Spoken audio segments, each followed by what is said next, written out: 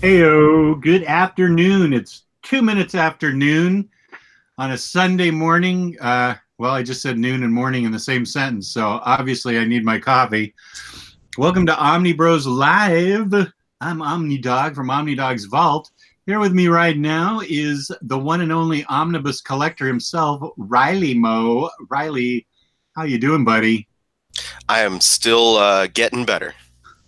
Still under the weather? Still under the weather, getting better. Nice. Almost there. I think tomorrow I should be fine. Okay, good. Yeah, you've been battling this for a while. Started feeling the tinglies in my throat on actually Monday night. Picked up on Tuesday. Wednesday was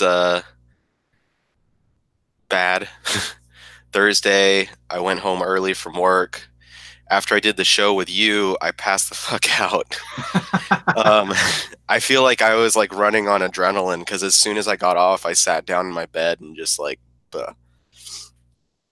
and then Friday, I just had to make it through at work. And then I worked yesterday, came home, couldn't stop coughing, went to sleep, woke up at 3 in the morning, went back to sleep after taking some Dayquil at night because I didn't want to be too groggy when I woke up. And I woke up at 8 and I'm doing all right. Right on, man. Well, I hope you continue to get better. So far, I seem to be doing okay, which is very unusual for me. Usually something's wrong. I always have some headache, shoulder ache, backache, knee pain, something, but I'm doing okay. You know what else is doing okay? InStockTrades.com. Oh, that's right. You caught me right on it. InStockTrades.com, where you can get up to 50% off your collected editions. Loyalty discounts add 2% to that. And if you order over $50 in the United States, you can get free shipping. Every quarter, there's an Omnibros Live discount code. Fabulous packaging, the best service around for their customers. That's InStockTrades.com. Now that's a segue. Now I know we're not going to be able to do a show on Monday, it seems, because it's tomorrow, Christmas Eve, right? And I'll be traveling. I'm driving after work to Houston. But our usual Monday show where we talk about previews and stuff, there's only like a handful of books coming out this week, so it's not much to miss out on. But the week thereafter, I'm excited about. Beginning of the year, first week of the year, it looks like there's going to be some cool stuff. I don't remember off the top of my head, but I think I have it written down. January stuff is looking cool. There he is. You know, there's our original gangsta from the original Gangsta Trio. Are we doing all 3 original members again today? Yeah, have we heard from Gabe? No, I haven't. I'm watching. I'm gonna go watch Aquaman in less than an hour. Hey, cool. But since I'm not doing anything right now, I figured I'd join you guys. Right on, man. Aqua Bro. Now, have you seen it yet? Me? Ryley. No, I'm going to go see it. Oh, okay. Because I've seen it once. I had the fabulous experience of seeing it in an Alamo Cinema and Draft House, which I had never been to before. I want to live in one of those. That was the best movie experience I've ever had. You know what I really like about Alamo? Because the food is good and it's nice to have. I know the drinks don't apply to you, Jess, but the before show stuff is so fun. I don't know how far ahead of the show you showed up, but they usually have a good long period of pre-show stuff where they assemble little clips from classic things. I'm sure they probably put some Super Friends up there, but that's always my favorite part of going to the Alamo. Unfortunately, we got there 5 minutes before the show started, so all we had a chance to do was put our food order in and then watch the movie. Well, I'll recommend next time you get a chance to go to Alamo, show up 30 minutes ahead or so. Really, that far ahead? Because it's fun, and I mean, if there's a lot of people, it's hard to hear what's going on. But there's a lot of fun pre-show stuff, just they'll do little clips and sometimes tiny interviews. It's usually a lot of comedic stuff. It's just a lot of fun. Okay, good. Yeah, my wife wants to go there, and I want to take her, so we'll try and get there half an hour early next time. Did they open one recently for you? I don't know how. It's half an hour away, which is closer than the other one, which has been there for a few years now, which is an hour away.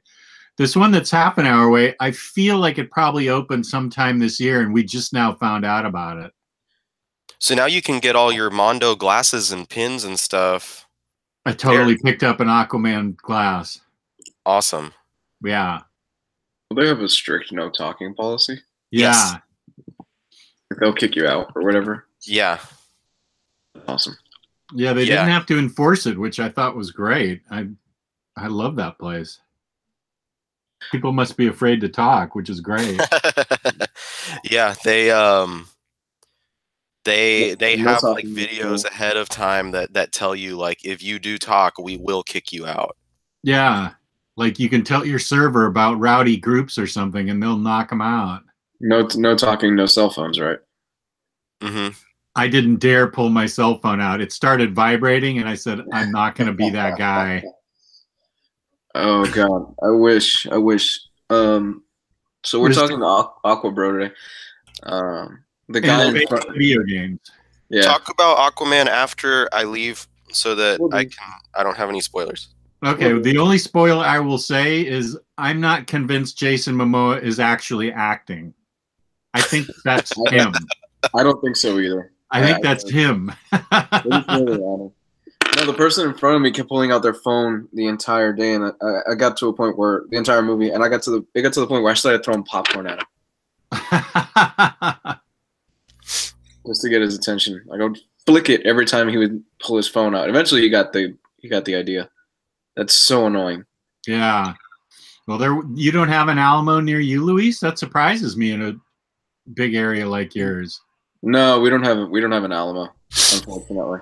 We have all the big chains. We have Epic, AMC, Regal, all those big high class chains, but surprisingly we don't have an Alamo in this area. Well, the other problem is you like to go right when the movie's open, and that is when it's going to be 100% chance of raining dickheads in the theater. Oh God!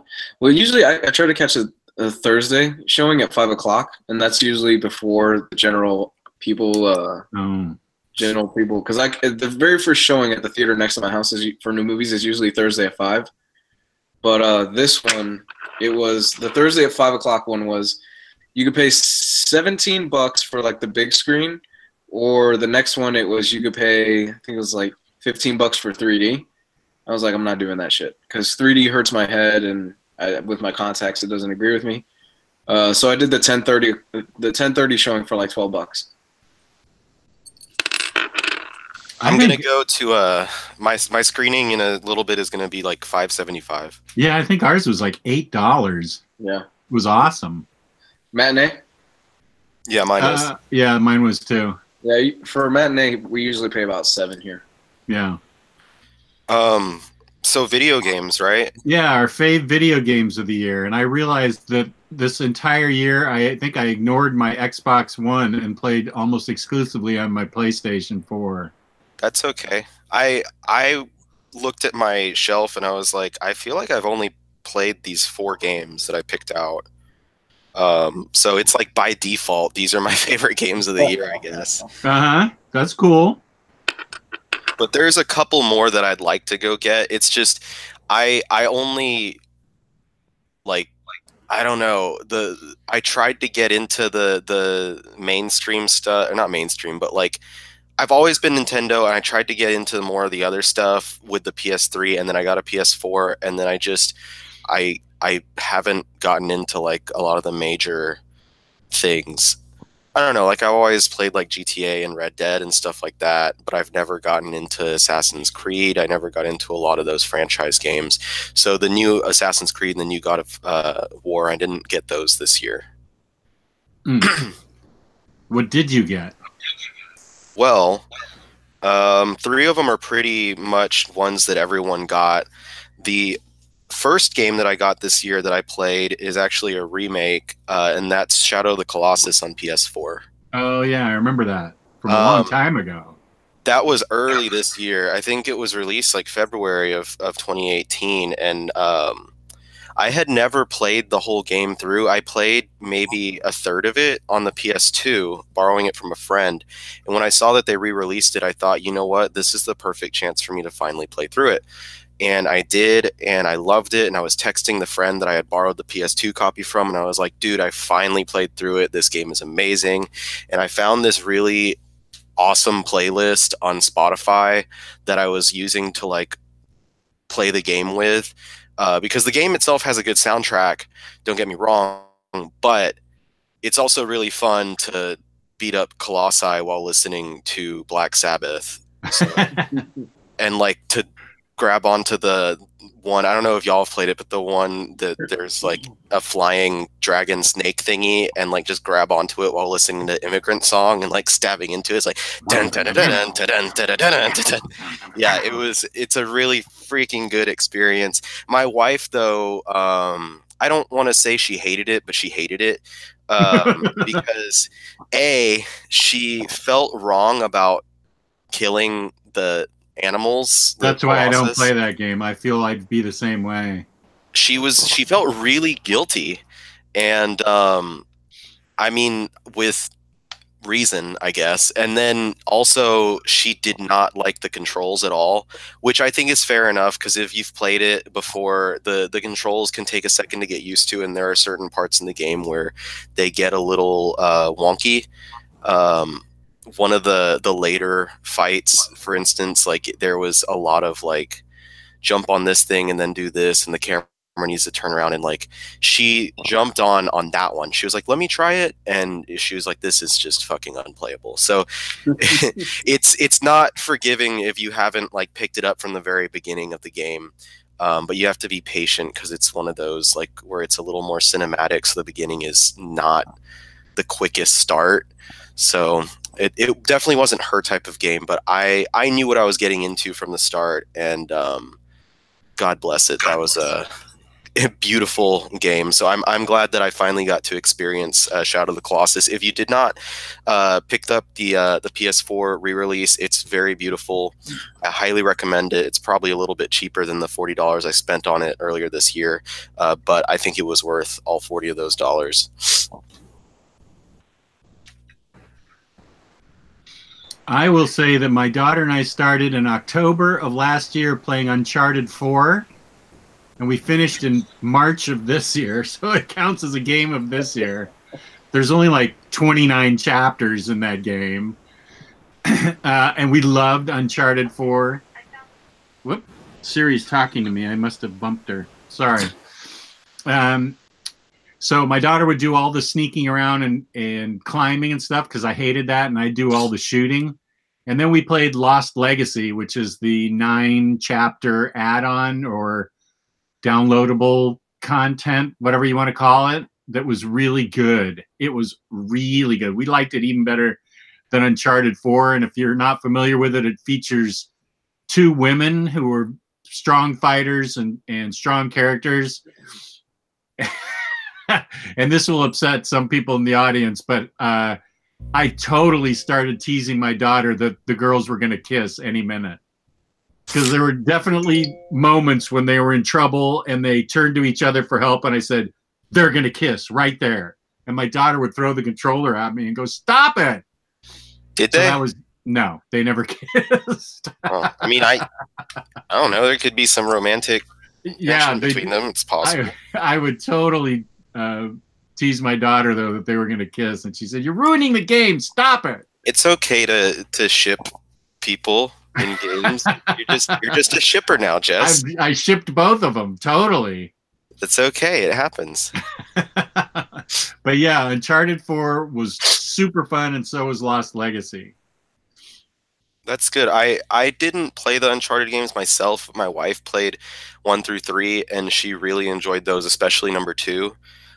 So I've wanted to get the re-releases and the 4th one for PS4 just to give her more stuff to play, because I think I've said it on the show before, but I really love just watching my wife play games, and just she has fun with it, and then I can sit there and read while she's playing. And but sometimes I get distracted and I don't get the whole story and I miss out on some stuff.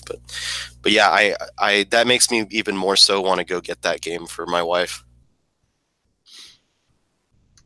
It's beautiful. It is remarkably beautiful. Both 4 and Lost Legacy are incredibly lush and gorgeous. I was just astonished. I mean, we played, I think maybe on Xbox, we played Assassin's Creed, the Colonial one, where they were in colonial America, and we enjoyed that one, but the graphics just blew me away on the PS4. That I didn't even know it was possible for that kind of gorgeous graphics to be generated by a console. It was amazing. Did Jess beat The Last of Us? That's coming, Matt Miranda. You know that's the one you recommended. You told me to buy it. I bought a PS4 Pro just for it, so I'm getting there. And now the next one, the second one, should be out, what, this year? Or not this year, next year? Next year, I guess, yeah. 2019? Yeah, I think so, and I think it deals with... It looks like it deals with her at the beginning of the crisis, I think. I'm not sure. I can't remember. The teaser I saw, it looked like she was adult, and she was like playing a guitar or something, and... Oh, all right. She was dancing with a girl. Oh, okay. That must be the teaser I saw too. I don't know, but if you haven't beaten the game, then maybe you don't want to be paying attention to the teasers. I beat the game with my daughter's help. That's when I was stuck. Okay, since I guess we're talking about it, I'll go ahead and tell Matt Miranda that yes, I beat the game. I was stuck in a certain position for a long time, for months, and I was just like, screw this. I don't want to sneak around. I hate sneaking around. And my daughter just came in and just like snuck around perfectly. Okay, we're back in the game. And I'm like, yes. And so she helped me finish it. She didn't like it when the zombies attacked, so I would fight off zombies. But she was good at being stealthy. She is great and patient at being stealthy, and I hate it. So... and Jesse Saywhat is asking if we're still having a crossover show tonight. Were we thinking about that? I think I mentioned it last week. I mean, if the girls don't mind, I might be free because I'm feeling better. We tried to do, just being candid, we tried to do something yesterday. I was talking with Fariha, and we were like, I got out of work. I had to take my wife to the airport. And then I got home and she was like, hey, are you still on? You know, and we had a little bit of a topic organized. Jess got in on it. And I just was like, hey, I can't do it. I can't stop coughing. Like I couldn't stop. My throat was hurting just from how heavily I was coughing. I thought I might have an upper respiratory infection. And that's calmed down right now. Enough that I was able to jump on here and do this show, and that I don't feel guilty going to the movie theater in a second, because I wouldn't want to go if I couldn't stop coughing, you know. So, I mean, the girls, though, they said that they're doing their hauls and reads tonight. I could ask them if they would mind letting me hop on and join them, but that's up to them, completely up to them. Yeah, and Matt, I didn't just like it. I loved it. Last of Us was great. I'm looking forward to the sequel. I love the soundtrack, too. Didn't you buy it? The soundtrack? Yeah, didn't you buy it? Yeah. The first half, it's coming out double. The first double album came out, and I think Mondo's re-releasing the second double album, maybe to coincide with the release of the sequel. I don't know. But yeah, I bought it, and I talked Tyler Blunt into buying it, too. Did you play, because I've got a few more games, did you play any of the big releases that came out this year? I started God of War, and I'm about a third of the way through it, and I took a break. My initial break was to play Red Dead. And then you stopped because you got bored, and then I got pissed off, and you played what, Horizon Zero Dawn instead? Horizon Zero Dawn, yeah. I didn't get bored with Red Dead. My daughter did. You told me that you were also bored with it because I was like, "What? No, I'm going back to it. I'll go back to it." I was like, "Damn it, Jess, I am offended," and you were like, "Well, you're just easily offended," and I was like, "Shut up."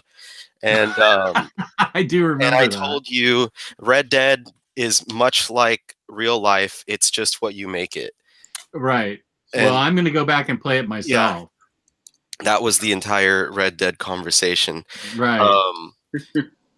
So speaking of Red Dead, Luis, since you're back on cam, that was a big release for this year. Red Dead? Yeah, for what was that? The end of October. Yeah, Red Dead was the end of October. I think it was around Halloween. It was pretty close to Halloween. You guys both just blew through it, didn't you? I didn't blow through it. My wife blew through it. Oh, that's who did. Okay, but I know Luis did. Yeah, you blew the fuck through that game. I put in so many fucking hours in that game. It's sad. It's downright sad. Now, since Jess hasn't played the whole thing, but since that's a game that all three of us have played, and that was a pretty major release. Jess, what's your impression aside from everything that I just lamented about? What's your impression of the game now? You said you went back to it. I'm going back to it. One of the things, all games back to my daughter. We're playing Horizon Zero Dawn, and I think I said in the admin chat that I like doing the side quests in Horizon Zero Dawn, and she tossed the controller at me and said, "Have fun with that, side quest McGee." And so I'm doing some of the side quests in Horizon Zero Dawn, and once I'm caught up on those, I'm going to go back to Red Dead. But I liked Red Dead because while I didn't, coming right off of Uncharted Lost Legacy, the aiming wasn't as tight, I thought, on the weapons. So that took a little getting used to. But once we got the aiming down for the weapons, I enjoyed it because I didn't have to go to GameFAQs. Unfortunately, I admit I'm one that has to go to GameFAQs sometimes to find out what my next move is, because it's not always clear to me. But it felt like in Red Dead, it was a little more linear and that I could figure it out and didn't have to go to GameFAQs. So that's what I liked about it, that even though there were tangents, things that led, one thing led to another, I could figure it out and keep going and not have to cheat, which is what GameFAQs is cheating, of course. Because it's pretty, like, it's an open world game, but it does tell you where your missions, like your main missions are, and you can, reveal on the map where some of the extra missions are. And there is stuff that you'll have to search for in the game, but for the most part, like, you're correct in saying, like, as far as finding out where your next move is, it's not one where it's like you have to dig and dig and dig to find out exactly what it is and have to look up online how to beat the fucking table. Not one of my top games of 2018. Fantastic Four on the Game Boy Advance. That was one of the top videos that we made of 2018. I think that when Geo makes the top moments of 2018, that is definitely probably number one. Is Geo doing that? Is he doing a video of the top moments of 2018? Sorry? Is Geo doing a video of the top moments of 2018? I think he probably will.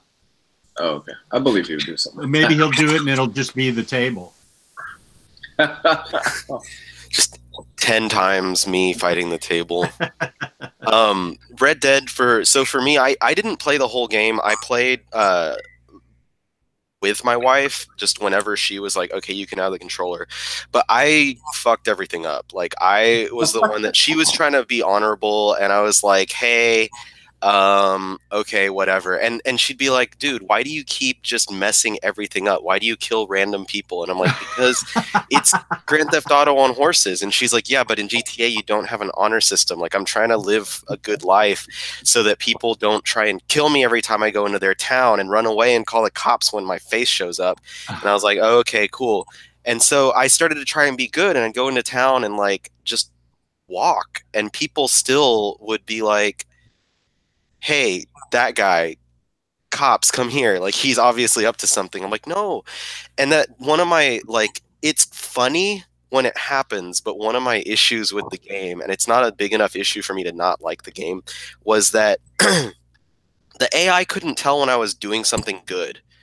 Like, someone was getting beaten up, or like some woman's purse was getting taken, and I would run up and punch the purse jacker in the face, and then they would be like, hey man, what was that? Why are you what? Nope. We lost Luis for a sec. I don't know where he is. I'd punch a purse jacker in the face, and then the person like watching would be like, hey man, you just beat someone up, I'm calling the cops. Like, so you wouldn't get credit for it. You wouldn't get like a positive thing for it. Like, the person who you got the purse back for was thankful, but everyone else around you was like, oh my god, he's just some dude beating someone up. No, I'll have to keep that in mind. So that was always really annoying, but it still was a lot of fun. And I was more like you, Jess, in that I became the side quest McGee in that game, and my wife would be like, why do you keep, fighting pinheads and chasing the midgets? And I'm like, because it's a fun side quest. And she's like, whatever. Luis probably knows what I'm talking about. The midget side quest? Yeah, the magician midget guy. There was a magician midget? Yeah. There's a side quest, yeah. Can we say midget? I don't, whatever. A magician little person? Because I think that's what doesn't is that what they say in the game though? I think I'm just trying to use the vernacular from the game. Dude, somebody's gonna get it. It's fine. Well, I apologize ahead of time. I probably wasn't right, but whatever. It's my bad. There was that one, and then there's also the circus one where the guy has all the exotic animals. That was another really ridiculous one. But overall, I had a really great time with the game when I was playing with it, even though most of the time I was just mucking stuff up. I went to the army base because she went to the army base without me during the main game, and I went afterwards because I was like, oh, what's this? And she's like, I don't remember. And I get there, and she's like, oh, that's an army base. And I'm like, oh, can I go inside? She's like, I don't think so. And I was like, oh, well, let me try. And I was like, maybe they'll let me in. I go up to the door, and they start shooting at me, and I'm like... what did I do? They're like, get away. This is U.S. Army. And I'm like, I'm offended right now. So I pull out my gun, and I literally killed every single person in that base until they stopped respawning, and they still didn't let me in. So her honor dropped to like absolute 0. And I gave the controller back to her, and she's like, dude, what the fuck did you do? I was like, you said I could do whatever I wanted. So... yeah. After that, she had a lot of stuff to do on her farm to build up her honor again. Oh man! But it was a great game. I think it's really immersive, and the story is really emotional once you like get into it. In a lot of ways, it kind of surpasses the original game, but in one way, it doesn't surpass not the original, but the previous game. In one way, it doesn't surpass Red Dead on PS3. Is it doesn't have a zombie mode yet. Oh, that's coming. That DLC, I'm sure, will be coming. It better freaking come, because that was the reason we bought the previous one, and we actually played Zombie first, the Undead Nightmare, and then we played the main game. Yeah, Red Dead's great. Red Dead is it's my 3rd favorite game this year. I love the hell out of Red Dead. It's fantastic and brilliant in every way, and the story is beautiful. I mean, it's a bit long-winded, especially when you get to the prologue. It takes a bit too long. I think that's where I am now, still in the prologue, which is why my daughter gave up. You mean the epilogue?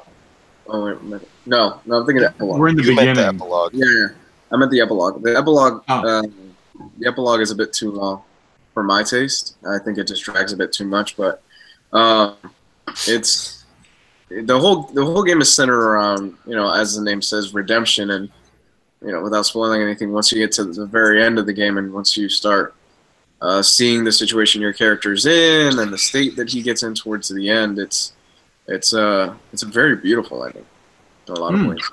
And it's a very, very good send-off to that time period in the West, and they keep saying throughout the game, oh, this time, basically they are fighting against time. Like they even start realizing it in the game that this is all for naught. There's really nothing we can do. Times are changing, and the ways of the old and the ways of the West are dying, and civilization is becoming more, civilized, and everything's being mass-produced and all that other stuff.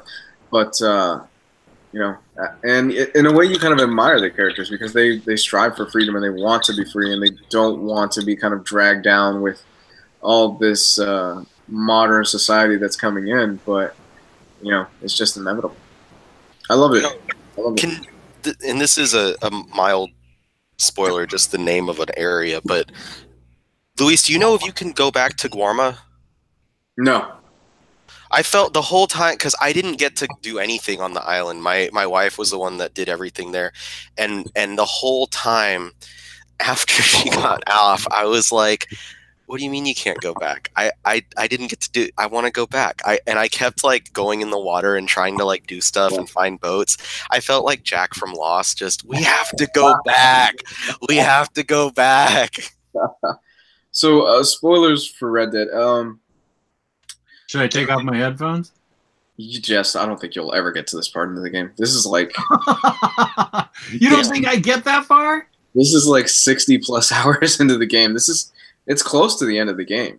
I'll get there, but I'll forget what you're saying, so that's good. You sounded like Tim Allen in Home Improvement there. I'll get there. I'll get there. Eventually, you end up through happenstance, through whatever happens in the game. I'm not going to ruin that here. You end up on an island called Guarma, and it's actually a really big island. Like Rockstar basically created this island, but the missions are really linear, so you can't really mess around too much in it.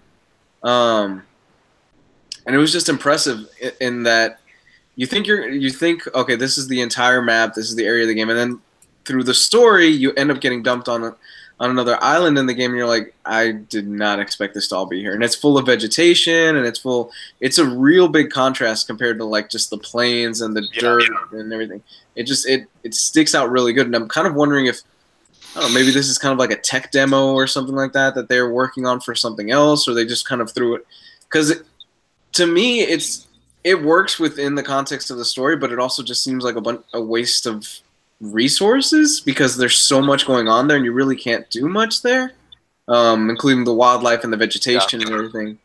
It makes me wonder, is this them kind of toying around with the assets of it and kind of toying around with, well, maybe in the next game that we do, whatever it is, it's the next Grand Theft Auto or whatever, we'll have like large scale vegetation or wildlife and things like that. I have to go because my movie starts in 15 minutes and I still need to put the dogs away, but maybe that is something that will show up in a DLC content. Like maybe there will be an extra, thing where you get to revisit that island. Maybe that'll be an aspect explored if they do a Dead Nightmare for this game. So there's possibilities, but I agree. It was really a beautiful area, and it was really well developed for something that you spend so little time on compared to the rest of the game. Real quick, the other two games that I played this year I was going to mention are, of course, Smash and Spider-Man. I still haven't played the DLC for Spider-Man now that it's, I guess, did the last part just come out? Came out Friday. Yeah, so since that just came out, I'm going to try and get that soon so I can play through it with my wife. Heard pretty good things about it, and some new costumes, which are everyone's favorite part of the game, of course. But otherwise, I will see you guys later, and hopefully I will have a good time with this Waterboy movie. Yes, Waterboy. I thought you were really going to see Waterboy. I was like, oh, that's a good Adam Sandler movie. I like that movie. I did too. I thought he was really going to go see Waterboy. I'm like, oh, okay. I should follow it up with Waterboy when I get back home. Water sucks. It really, really sucks. All right, I will see you guys later. All right, thanks for joining us. And that leads to you also played the PS4 version of Spider-Man. I played everything. You are one of those guys that just attacks a game and attacks it until you're done with it in like a week. Oh, it's so bad. But I don't think it's bad. I think it's good. I wish I could do that. I just don't have the attention span for that. I need to break off and do something else. I'd love to sit down and just jam through a game, but I just don't. I can't do it. But you love Spider-Man, right? I love Spider-Man. It's my second favorite game this year. Spider-Man. Talk about nailing what it's like to be Spider-Man with a great story, great mechanics, just great all around. I mean, I love the hell out of that game. It's so much fun. I haven't played any of the new DLC that's out, but Insomniac Games, the developers of it, just coming out of the gate and crushing it and giving us a story that is true to Peter Parker, true to like all these different characters, and giving us kind of a new universe for them to jump off and do different things. It's basically, you know, it's pretty much Spider-Man 2, you know, with the story of Doc Ock, and it's a revamped version of it. I love Spider-Man. I think that if anybody even has a passing interest in the character, you will enjoy it. And yeah, I mean, it's my number 2 game. I almost cried at the very end of that game. Wow. It's so hard. It's such a great and poignant view on the character of Spider-Man, and they nail it. They absolutely nail what it's like to be Peter Parker, and the fact that it kind of sucks to be Peter Parker and to be Spider-Man, because he's got that Parker luck where things just don't work out for him. Right. I will sing the praises of a game that was I was able to play and finish in a relatively short time, not 8 hours like somebody else said. Took me more like 30 hours to finish this game on the PS4, and that was Senua's Sacrifice. Oh, it's beautiful. That was so cool. You had to wear headphones because in the headphones, she's got all these voices in her head telling her not to do things. And look out, there's like 15 different voices in her head telling her she's going to mess up. And she's ostensibly trying to rescue her boyfriend from hell. And so she's going through various trials and tribulations. The graphics are gorgeous. The gameplay's really good. I felt like I just needed, I think since it took us 6 months to play Uncharted, I wanted something short, and that was reasonably short for me. So because a lot of times a game, if it goes on too long, I'm just going to lose interest. Mm-hmm. But the puzzles I was able to figure out, and there's some pretty tricky puzzles in that game. Yeah, especially like going through the windows or the mirrors certain ways and coming back through them, and it changes the landscape, and you've got to figure it out. So I'm not going to lie, I did have to do some game facking for that. Or maybe I did YouTube even, because I had to see exactly what her movement was. I think I did do YouTube for that. I had to see exactly how she did something, because there were some pretty tricky puzzles, and I'm way more of a linear guy.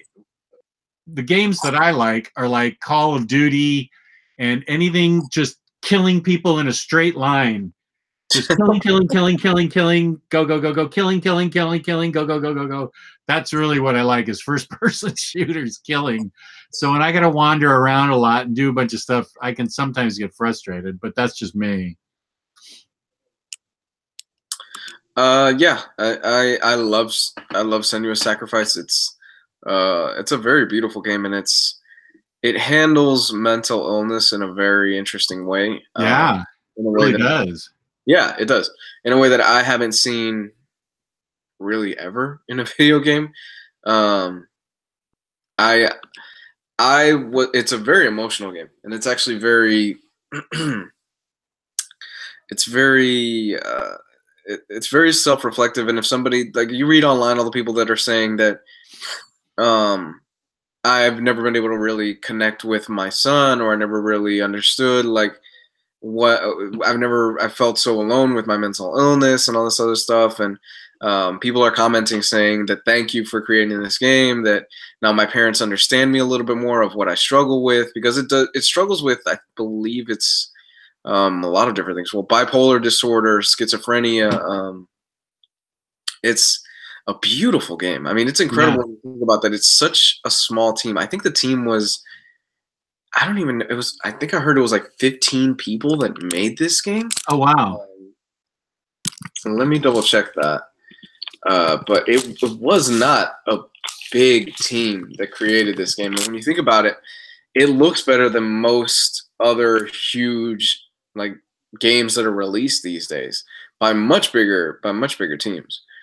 Let's see. I'm curious how big. Yeah, it was a very, very pretty game. No, it's gorgeous. It's if you have the TV for it and if you have the system for it, it looks incredible. Okay, Mr. 4K OLED guy. It doesn't say. I'm trying to find how big the team is for this game. Oh, here we go. Total around 20 staff worked on the game across 3 years. It was 20. That's not a lot of people. No, it's not. And it was only 20 people that worked on it over 3 years. That's insane. And it comes with a warning ahead of time before you start playing that it deals with mental illness in a frank and direct manner and warns you away from it if you think you might have issues with it. Yeah, it's very upfront about it, and it's very upfront about some of the topics that it tackles. Stuart Morris, we're talking about Senua's Sacrifice. If you have the headphones for it, you are going to get so. If you have the headphones or the speaker system for it, you're going to get so much out of this. It's oh my gosh! You have to have headphones to really enjoy it. That's half the game. Yeah, you really should have like a surround sound, a pair of headphones, or a surround sound system to really get the most out of this game. And ETL, don't space out. We're talking about Senua's Sacrifice. What now? Did you play God of War? That's my pick. That's your number one pick? That's my number one pick. See, I'm struggling with it because there's so many puzzles. Puzzles. God of War is my number one pick. Talk about revitalizing an old franchise, man. The team that Cory Barlog and the team at Santa Monica Studios just absolutely they had so many high expectations and they absolutely just crushed it, knocked it out of the park, whatever you want to say. God of War is brilliant in every single way that you can imagine, from the sense of scale to the combat to just how damn beautiful the game looks. I played through it twice and I'm thinking about even going back and doing a third. Wow, really? I love God of War. What set it? I know you loved Spider-Man. What do you think set it apart? Spider-Man was your number 2 game, right? Mm-hmm, mm-hmm. What set it apart, do you think, from God of War? What's that got apart? I'm having trouble. You know what I mean. What's that God of War apart from everything else? I love mythology, and I've always had a real passion for it. And seeing all these different characters being reinvented and how they've reworked the classic mythology into something else, I dug. Oh my gosh! And then the revelation of. Okay, so slight spoiler. I'm not going to say who it is, but the revelation of who your son actually is at the end of the game, I was like, I had a feeling, but that was really brilliant how they tied it all in. And just so they did so many things right. And just the fact it's such a beautiful looking game that it's my number one pick. Nothing else this year came close to just everything that God of War did right for me. And you play your games on most difficult, right? Yeah. See, I don't. I play mine on Don't Hurt Me, Daddy, or whatever it is, just because I want to enjoy it. I just couldn't. I'm not enough of a gamer to have the reflexes to play it on super difficult. So, but goddamn, those bells. Those bells are tripping me up, man. I hate those bells. I'm going to start skipping them. I don't care if they give me extra lives or what. I'm going to start skipping those bells. They're really pissing me off. I know what you're talking about. Yeah. No, I just find most video games these days too easy. Wow, you're an ultra gamer. No, jeez, no. I don't want to come off like that guy. I just, for me, most of them are too easy for me. Most of it, I've been playing video games my whole life. Like, yeah, as long as I can remember, I've always had a console. I've always had, dating back to Super Nintendo, and then my uncle giving me a Nintendo. I personally feel most modern games are a bit too easy these days. So I always crank up the difficulty to as hard as it can, because if not, then I just fly through it, and it doesn't really give me any challenge. Okay. Well, I think you are several levels above me then, because I don't set it to super easy. I think I set it to medium. But you sound like you're 2 levels of degree more difficult than I am. Although there was a game recently, and I can't think of what it was, that I did have to stop and change it to "Don't Hurt Me, Daddy." What game was that? It was probably Wolfenstein. That sounds like Wolfenstein. Does it sound like Wolfenstein? That might have been it, because I kept getting my ass kicked. Yeah, that might be Wolfenstein. And I haven't gone back to the new Wolfenstein, which I need to. My problem is I keep seeing all these games, and I keep getting all these games, and I can't just go through them. I just want to collect games, just like I collect books. It's kind of stupid. It's really stupid. Yeah. Well, I kind of have to know my stuff, especially if I get this new gig that I've got. So, yeah. How's that going? I'm waiting. I'm supposed to find out tomorrow. Oh, okay, good. Wow, yeah. Christmas Eve. Yeah. I'm supposed to find out tomorrow. They said either Friday or Monday at the absolute latest. If I do get it, I'm going to be working in kind of the games industry, so that's going to be fun. Oh, wow. Dream come true. It'll be cool. It'll be real cool. I hope I get it. I hope so, too. I've had to go through like 4 interviews with these people, so I hope I get it. It'd be really nice. I would like to work there. Yeah, good. Well, I'm praying for you then. I'm pulling for you. Thank you. Absolutely. Can't say exactly what it is yet until I get it, but we'll see. Yeah. So my daughter and I are playing Horizon Zero Dawn, and we're digging that. He can't say what kind of gig Nashvilleans, but he will if he gets it eventually. My daughter and I are really digging Horizon Zero Dawn. Did you play that? Yes. Yeah. That was a great game. Last year's game. I think it came out last year. Yeah. Horizon's beautiful. It's a beautiful, beautiful game. I love the story in it. Yeah, I do too. I'm really digging it, and that's the one with all the side quests that I like doing. And it's got a little element of asking questions of all the people. There's a little menu of questions you can ask all the people. So I like doing that to try and be a good person and take on the quest. So, and my daughter's digging it, although she is terrible with the bow and arrow. She's absolutely terrible. She always panics, and I just say, Kelly, just relax. Just aim, pull it back, and shoot it. And aim for the part where you know it's going to do the most damage. And she just panics with that bow and arrow, man. It's really funny. Because she's usually really calm and cool. But sometimes, yeah, she panics. It's so funny. She freaks out. Yeah. So you want to talk Aqua Bro? Yeah, sure. I loved Aqua Bro. I went to the Alamo here. There's one half an hour away in Woodbridge, Virginia, and the whole experience was awesome. That Alamo has got movie watching figured out to the max.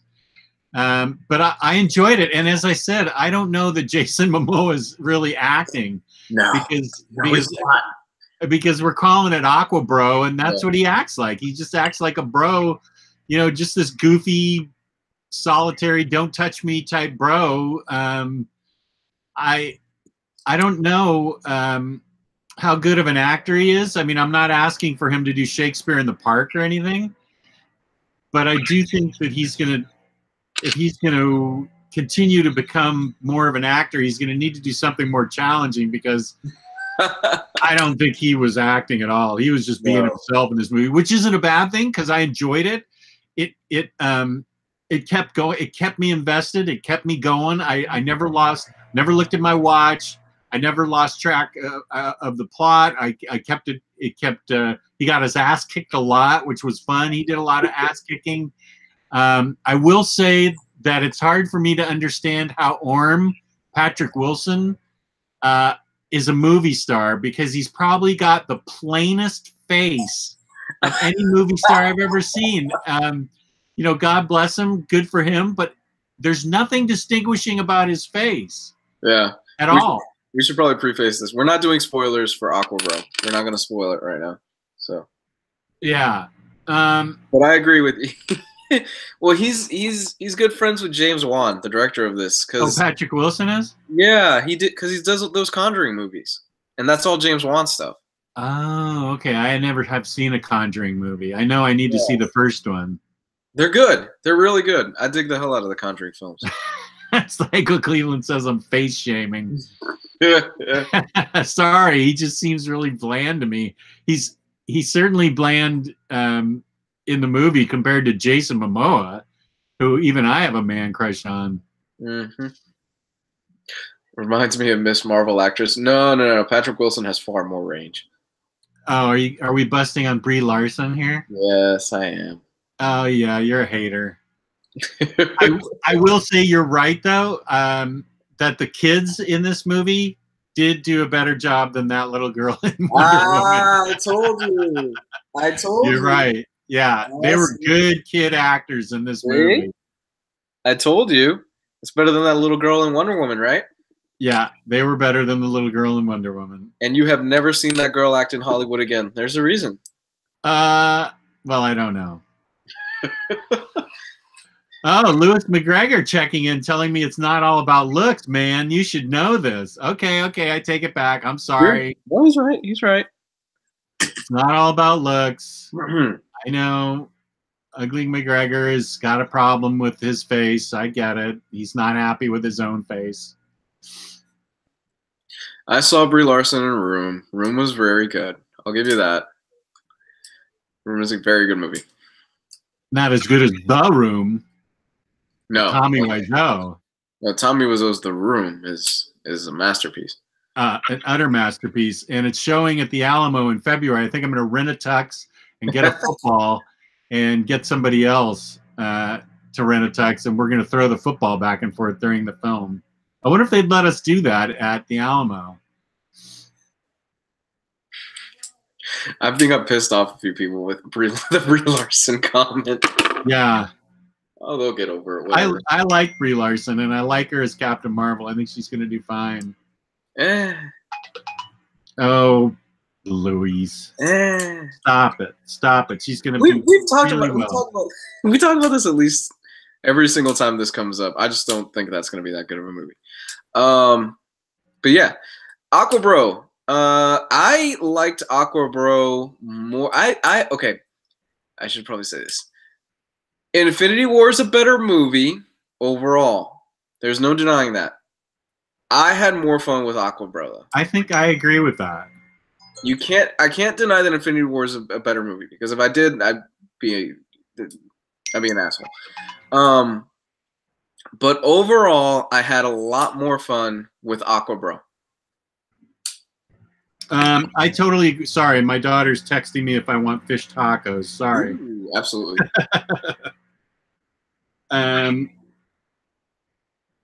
Fish tacos. Okay. Yeah.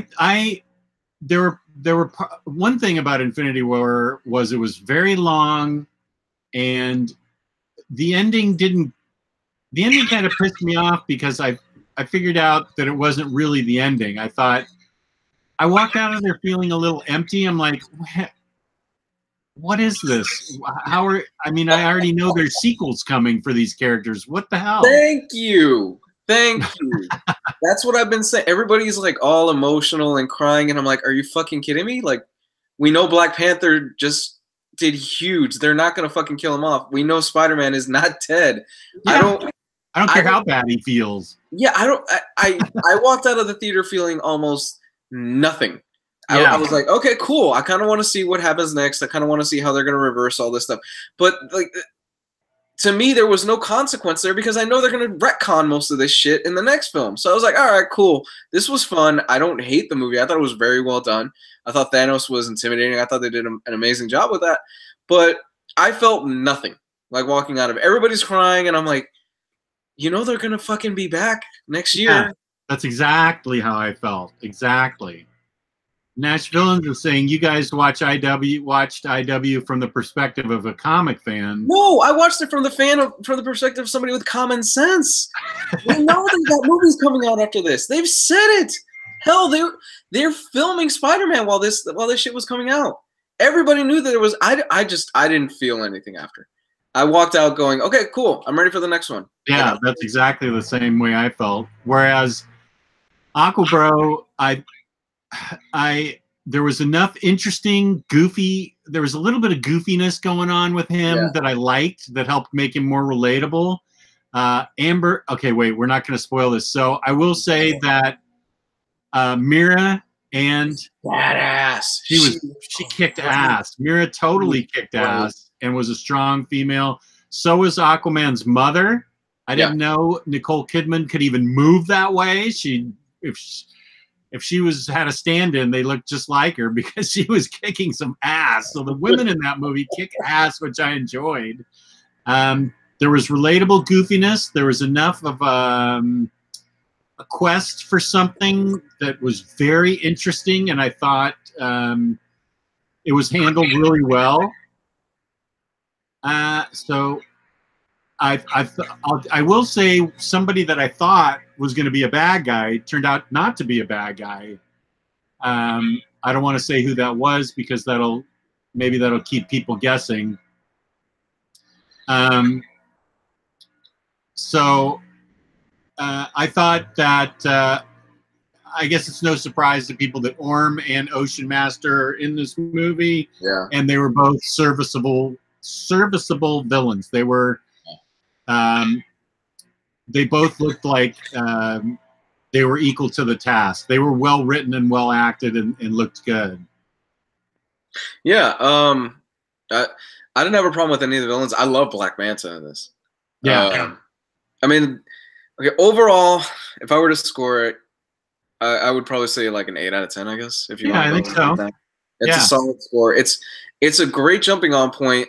You know, I personally feel it has its problems. Like, there's no denying that. See, you and Omar and Ryley are way too critical. I like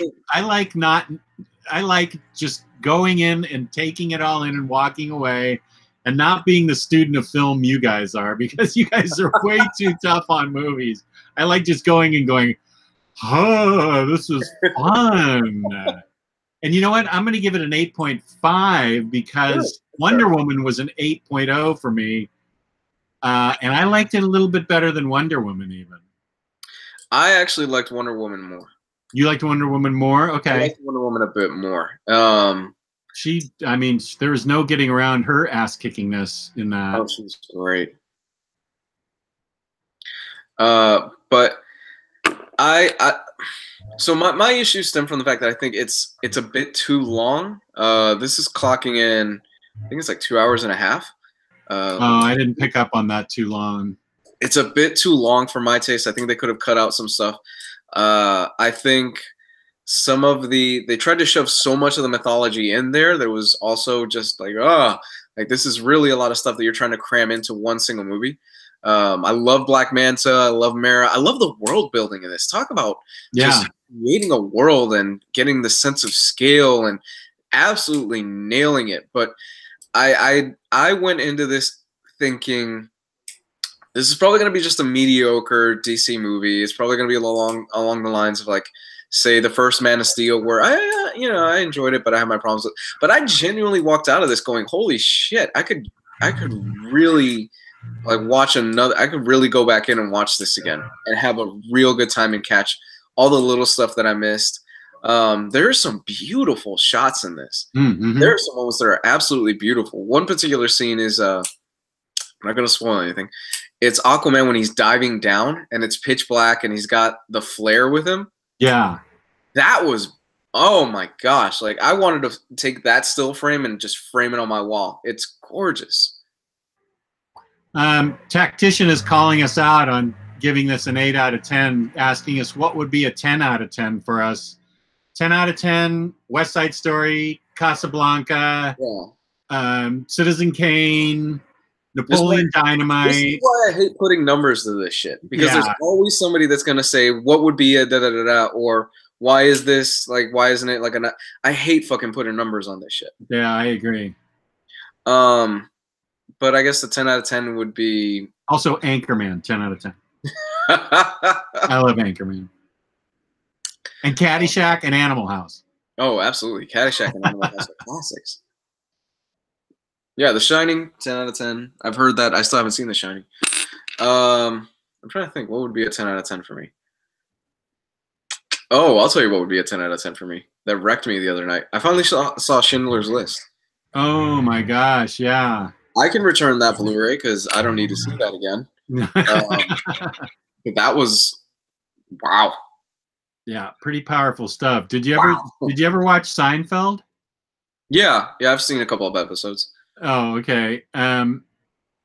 There's an episode where Jerry and his date are making out during Schindler's List. Oh God, and that's the gist of the episode. Who makes out during Schindler's List? And so that was the gist. That was where you really got a feeling how selfish Jerry really was. That is horrible. I know. It was right when it came out. Oh God. But I'm excited, and this thing has grossed so much fucking money. Has it?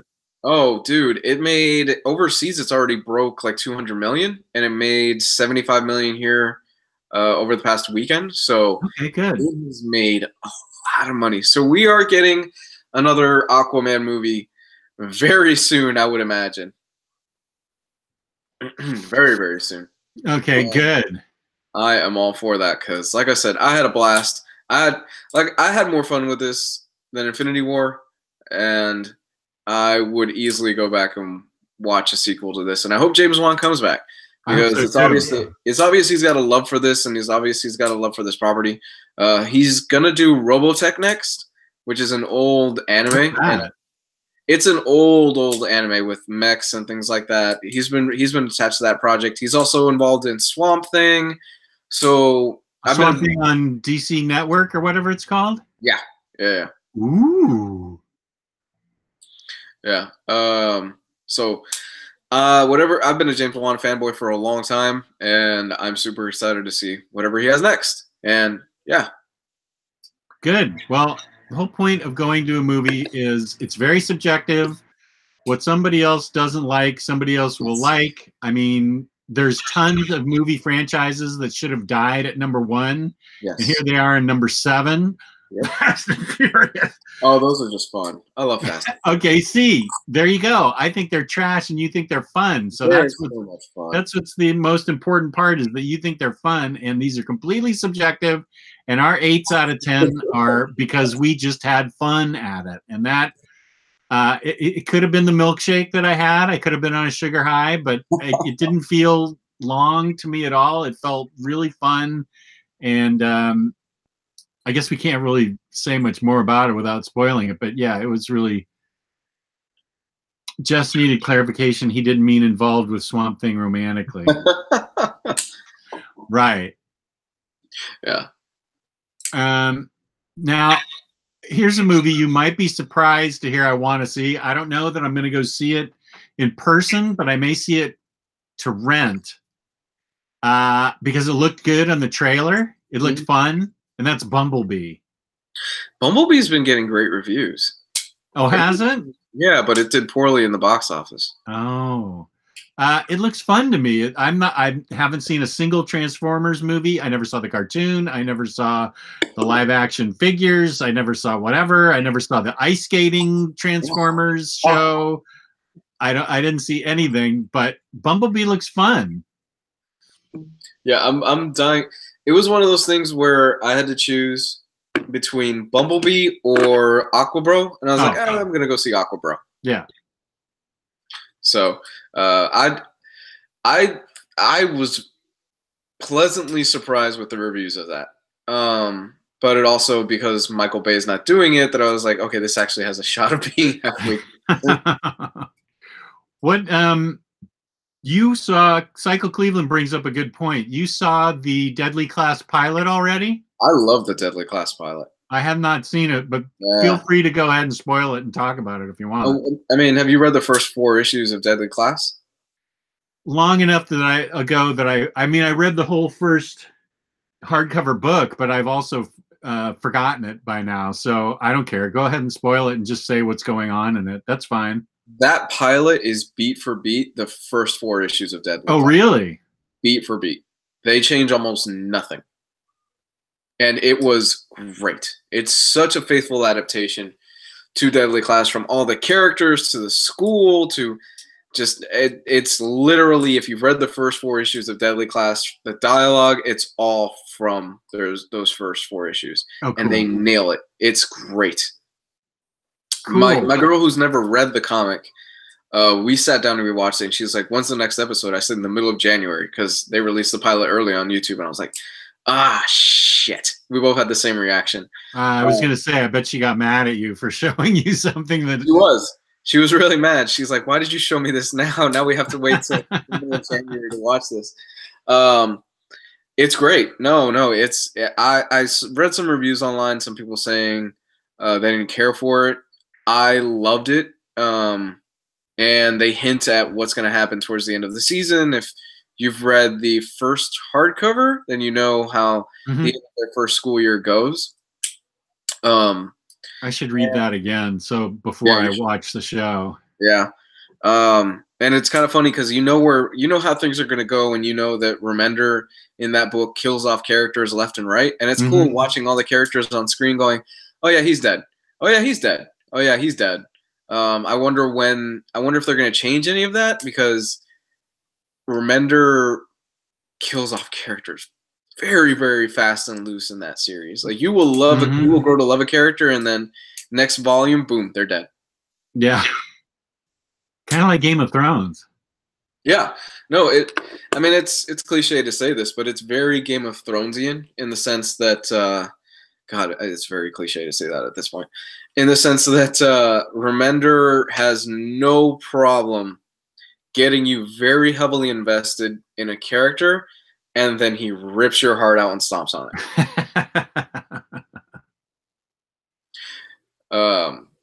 But it's great. I think it's one of the most faithful adaptations that I've seen from a comic to a TV show, and I really want this to be a hit for Sci-Fi. I really do.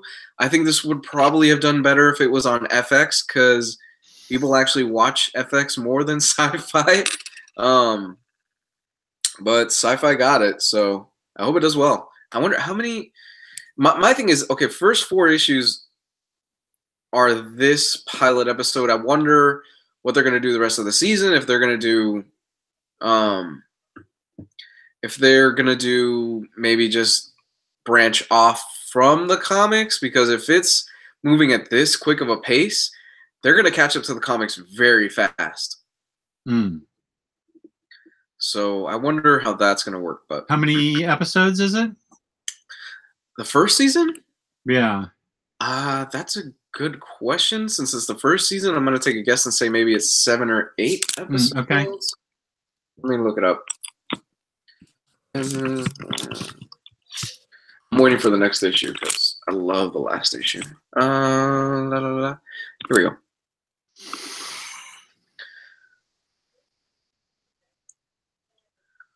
It's 10 episodes for season 1. So it's pretty obvious if you've read the first hardcover what the final season is going to be, and I kind of can't what the finale is going to look like, and I can't wait to get to that episode with my girlfriend where she's going to watch it and go, no, that's not where they're going to end it, is it? And I'll be like, yes.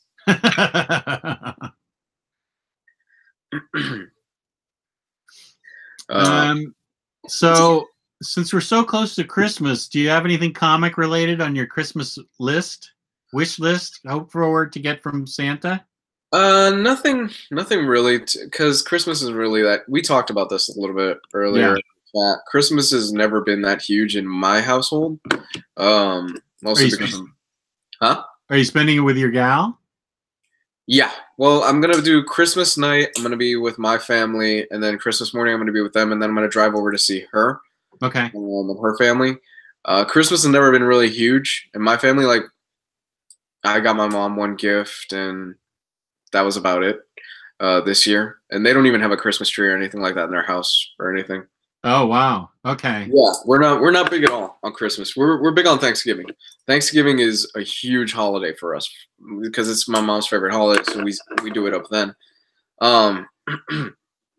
But her family is huge on Christmas, so like they've got the house decorated, they've got the works and all that other stuff. So it's kind of interesting. I don't really have anything. Not really comic related or anything like that. I'm like, yeah, whatever you guys give me. It's fine. Nashvilleans is saying today is Festivus, a holiday for the rest of us. That is, yeah, that's right. Today is Festivus. With the airing of grievances from Seinfeld. That's probably the greatest Seinfeld ever. Yeah. Feats of strength. That's right. I find your belief system fascinating. So yeah, I am asking for, I don't even know what I asked for, but I gave my wife and daughter a couple things to give me. One of them is the giant sentinel with a little Wolverine clawing at it. I got that on sale on Amazon for pretty cheap. No. And the sentinel, you push a button and it says stuff. So that was a good gift. And then I got a really big book that I got it a month ago and gave it to my daughter. It's some omnibus. It's an unusual one from an unusual publisher that we previewed, and it seemed like Omar was into it, and because it said omnibus on it, and it got really good. Maybe it was called Gypsy. Might be the Gypsy omnibus. It was something. Anyway, I'm going to give that. I gave that to my daughter to give to me, and so those will be the comic related things I get. Gypsy, cool. Yeah, I kind of wish. I don't know. I kind of wish that, like, I did do more of the Christmassy stuff, but just because of my upbringing, I never really got into the spirit. Even as an adult, I'm like, okay, cool, it's Christmas. You know, it is what it is for me. Yeah. Well, we had a long talk about it, and I didn't start liking Christmas again until I got together with my wife back in 1987.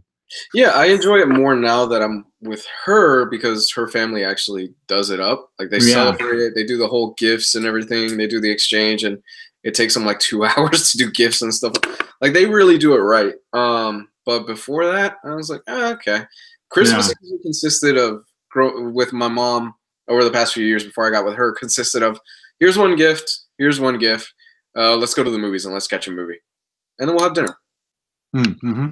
That's about it.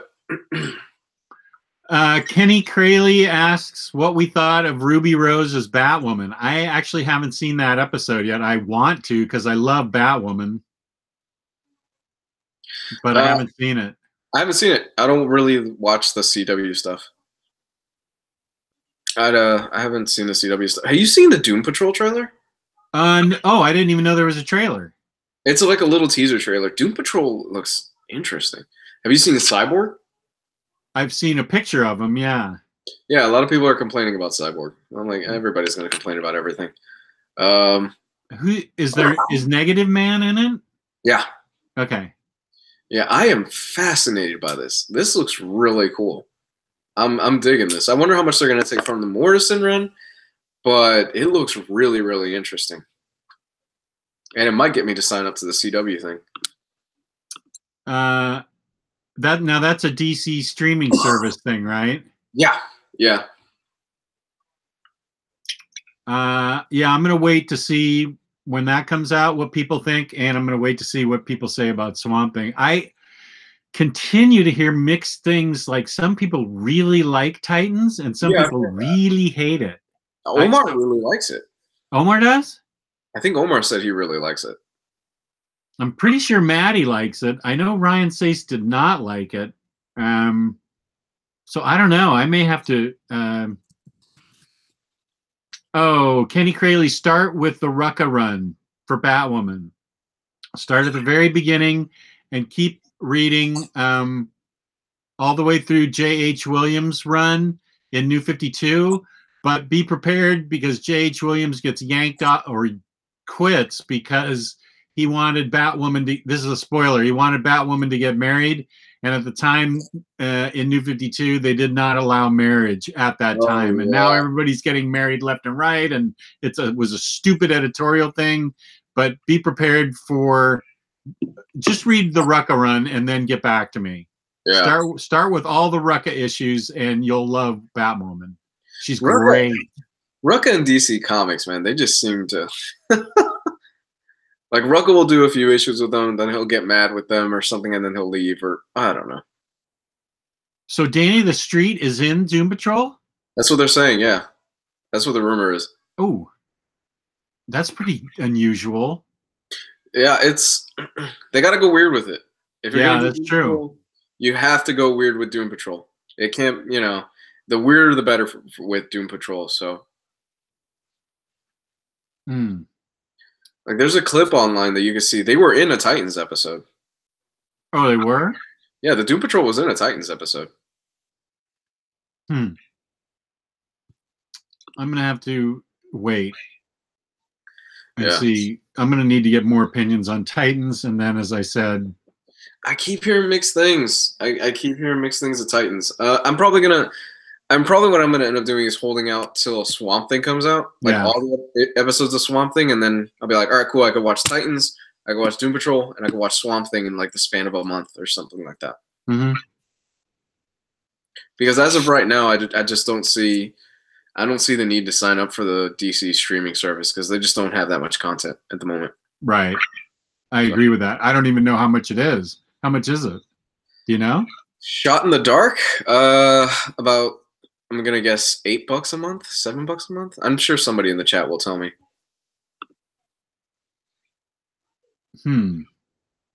Okay. If you have $8 a month, you could take that and use it to spend on collected edition comics at InStockTrades.com, or you can spend it on the DC Universe, whatever you want to do with it. But InStockTrades.com has your collected editions up to 50% off. Loyalty discounts add on another 2% to that. Every quarter, there's an OmniBroslive discount. Free shipping in the United States for orders that are over $50. Fabulous customer service, fabulous packaging. That's InStockTrades.com. Shut your mouth. Free shipping on over $50, Jess? How do they do that? What? I know. I don't know how they do it. I can't believe it. I can't believe it, Jess. I think somebody's going to have to try it for themselves and send us what they think. That's right. I agree with that. Thank you so much, guys. Thank you, InStock Trades. It's been a great year. Kind of looking back on the show for the past year. I'm looking forward to the Omnis. That's going to be fun. When are we doing? And the Omnis, let's, you're going to see a little backroom discussion here. Are we going to have just like the winner of a particular category? Like best science fiction, best post-apocalyptic, best romance comic, whatever. Are we just going to say what our favorite comics were? My understanding is we're going to do it by category because that's how we did the first year. Like best author, best writer, best author, best illustrator, best author, best ongoing series, best miniseries, things like that. Best collected edition. Okay. So I'm still working on the list. I should have that to you guys because I have the next 2 weeks off. I should have that, guys, to you by sometime the end of next week or this week, so we could start kind of creating our own list and things like that. And we might even just post it into the group so people could kind of follow along and create their own list as well. Okay, good. I think they'd enjoy that a lot. I think so too. Okay, well, I think that kind of wraps it up for this coffee with the OmniBros. My coffee is empty, so that means it's the end of the show. I need more coffee. So Luis, where can they find you? You can find me at Comics Guide 101 on Facebook and Twitter. And you can find me, Omnidog's Vault, on YouTube, Omnidog's Vault _Omnidogs_Vault on Instagram, where my dog, I posted a picture of my dog on some towels, and she's still sitting on those towels. That's cute. So on behalf of Luis and Ryley and the rest of the gang and In Stock Trades, we wish you a Merry Christmas, Happy New Year, Happy Hanukkah, whatever you celebrate.